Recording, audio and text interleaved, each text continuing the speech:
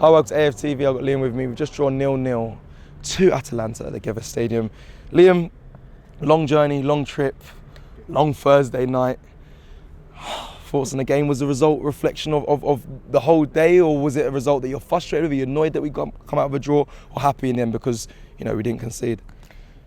Well, for me, the whole day, the whole match, everything felt a bit kind of flat. Yeah, maybe flat's the wrong word, but something just felt off, and it didn't feel the same as. Well, maybe I was just super excited because it's a new format, and I kind of like the idea of this new format. I like playing 8 different teams.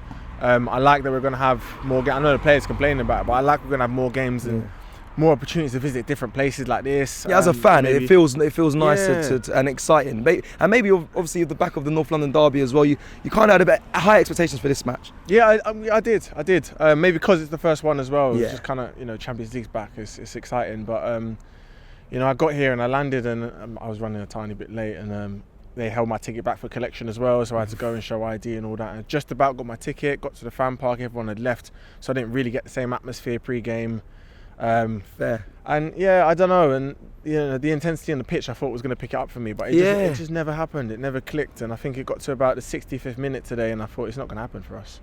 Did you feel like we started fast and felt like it was building towards Arsenal maybe taking? Because at the beginning I was like, we're going to win this game comfortably. It looked like it started well and kind of petered out. I think it started as I expected, and maybe we're taking for granted the performances that we've seen of Arsenal lately.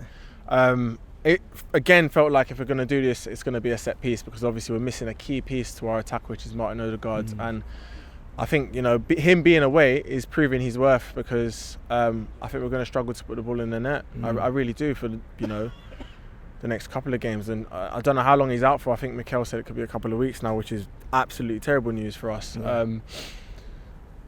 Which hopefully he comes back and he's the same straight away, and he doesn't need time to pick up steam. But we're going to be in trouble without him, and today just proves that. I think it's time for players to really step up and kind of come together and fight for your captain.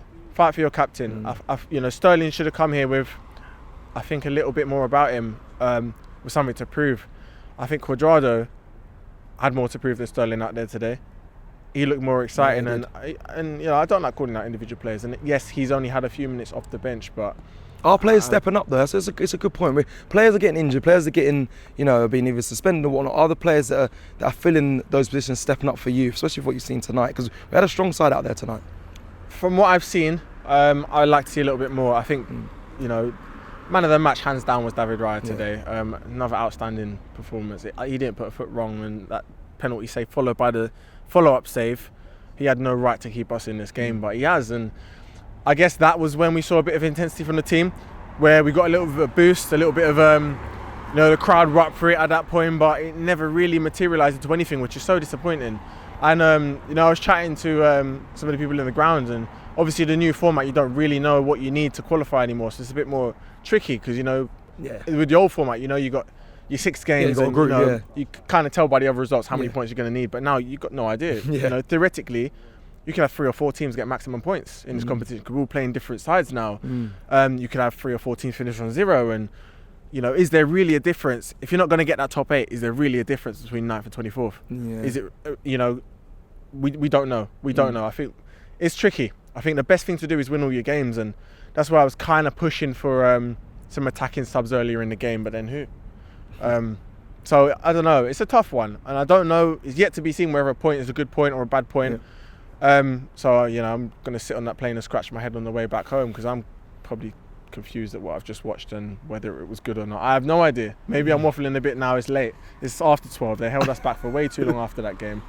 But I'm glad I came and visited another stadium. I can't even pronounce the name of this city. What is it? This city is Bergamo. It was good to come here, I suppose. Well, for about half an hour today. Well, Liam, stay safe when your travels back. Again, scratch your head and figure out. You're sure you have more clarity tomorrow morning. Hopefully.